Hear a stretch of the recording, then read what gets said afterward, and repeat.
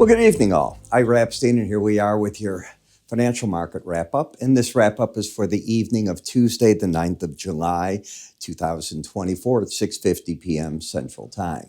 If you feel you're watching paint dry when you're looking at the bonds and the note trades and you're looking at stock indices not moving much all of a sudden, you're correct. You are. You're watching paint dry. And you're even getting quiet to a degree in the metals. Why is this all taking place? Because the market, number one, saw today that Fed Chair Powell is semi-annual meeting with the Senate Banking Committee made it very clear he's not going to tip his hand or the Fed's hand as to what they will or won't be doing anytime soon. They want more data. They're happy that labor has slowed down. It's not dramatic. It's not hurting the economy at this point. There were a lot of questions, but he made it very clear that he's not going to do anything, which means watching tomorrow at the House of Representatives. If you're trying to catch that he's going to tip his hand, he's not. He's going to hold it just the way it is. There's really nothing to tip.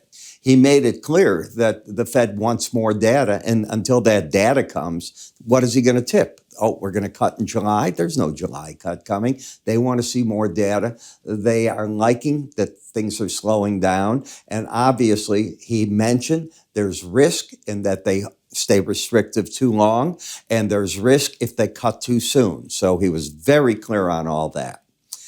Then we turn our attention to what else this week? Well, it's a big week for CPI and PPI numbers. They start coming out at you quick and fast on Thursday and Friday morning. You want to be ready for them. That's where the volatility could happen. I'm watching JP Morgan.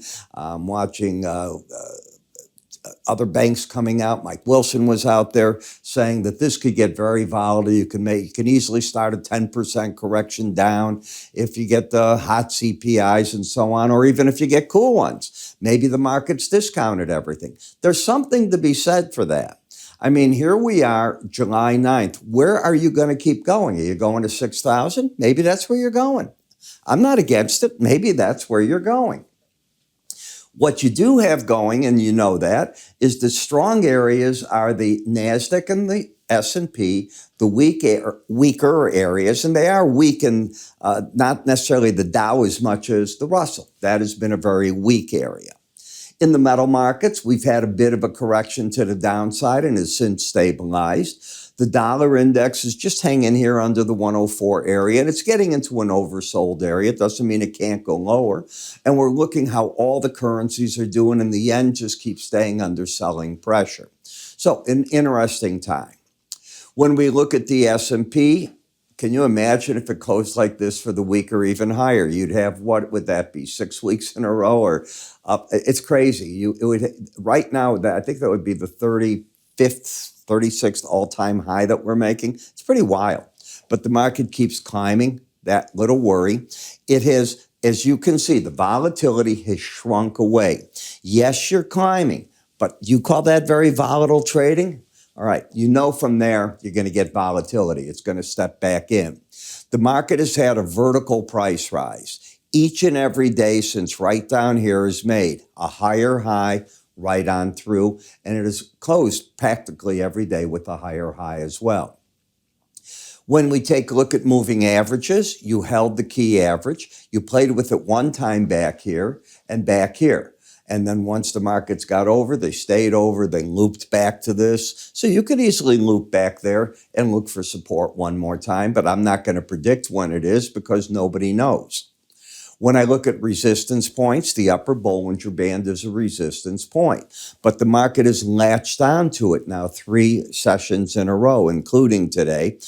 All right, if it does another one, then we have what we call the gorilla glue trade, where it just keeps staying strong right against that number, and that forces and keeps an embedded stochastic to take place, and that's what you have. So until the red line closes under 79, I view the market as one where the pros are still looking to buy the deep break in the market. The question is, what's a deep break? Given that you're at 56.33, about 80, 90 points away is where the 18-day average is, and that seems to be each time where the market tries to find support. You have the same setup taking place in the NASDAQ. As I said, the two are mirror images, and they're just running that way, very strong. Then you have the laggards, and you can see that the Dow just stuck in that sideways action I mentioned to you yesterday, momentum down. The market keeps falling back to the 100 and 200-day average and looks for support there. So far, it's found it. But again, you can go either way on these CPI, PPI numbers. And the weak market, and I think you see that, is the Russell. It's been just hanging at the 18-day average, so to speak, but not weak enough to get down to the lower Bollinger Band, which is interesting. Difficult market, not a true trend trade at this point. I don't see anything that I like on it. Then we get to the bonds and notes. Well, they're overbought. That's the first thing I see. Number two, they've come up in the 10-year note, and they've got stuck at the 18-day average, and they're just sort of playing around right there. The 5-year is very similar in its nature. It got up. It's managed to stay over the 100-day average, which means any pullback, your first support should be right into that green line. And again, you're very overbought in this market. As a trend trader, not the places to be right now.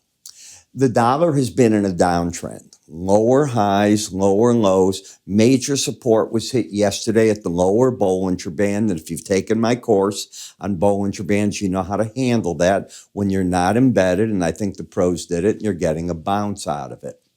In the euro, it's the opposite. You went up into the resistance that I teach about. The 100-day average, the Bollinger Band, just missed the 200, and you're quickly overbought. Are you going to run out of steam becomes the big question. In the British pound, we had that rally off the election. New people running the country, backing off a bit right here. When we take a look at Bitcoin, well, everybody's waiting to see what's the SEC going to do on the Ether ETFs, and I haven't seen an answer yet. Lower highs, lower lows, they'll probably keep making them dance and fill out more papers. That seems to be the game plan. In the crude oil market, we're void of a trend. You made the run, you've crashed through a prior low, you lost the bullish embedded reading. Remember when I teach you that the first time, and let's see if I can get this to come back. There we go. It's doing what I want. Here you go, and you lost the embedded reading. You have a 75 reading. That means before price gets up here, as I teach in my course, the objective's the closest moving average. Kaboom. And you're holding it. I'm smiling because I love when I'm right on those. Same thing happening in WTI. This does not mean that there's a trend at work. You're out of the uptrend. I didn't say there's a trend at work. I don't see one. In Rebob, higher high, lower low. Well, we'll see what the market does here at the 100-day average and the 18. If it can get down there, you lost the embedded reading. I happen to think you'll get there before you go back up for these highs. And then the question is, what do you do with it? A lot of traders will say, well, that's the end of the correction. That could be. We'll find out. In natural gas, it was easier today to sell short, from my perspective at least, dollar risk, in the ETF UNG than the futures. And you can see the market came up, stalled. It could easily go back down to this 217.10 level. If it loses the embedded reading by the red line closing over 21, wouldn't want to be there anymore. But why am I getting super bearish? Because you've had one crossover where the 18 got under the 200-day average, and now they're quickly marching at each other for the next move. So you get another one of those, and often, I'll never use the word always because there's always exceptions, but often crossovers down like that give the market a bit more impetus to the downside, and that's what I'm looking at. I want to remind you, you're going to have a lot of reports. You're going to have the CPI coming out. What's the take going to be on it? We're going to write about it as soon as it comes. I send to my subscribers the reports themselves as fast as I can get them out. The second thing, I give analysis in my written updates to you.